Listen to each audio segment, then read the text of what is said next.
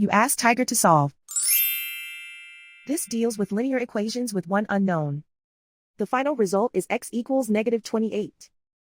Let's solve it step by step. Swap sides. Isolate the x.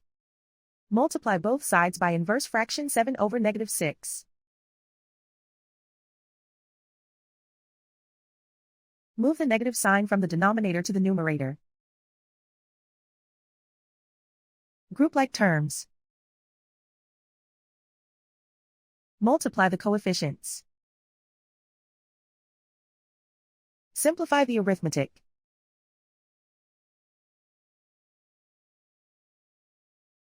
Move the negative sign from the denominator to the numerator.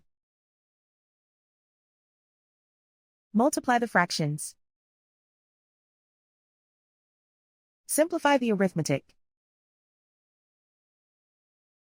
And so the final result is x equals -28.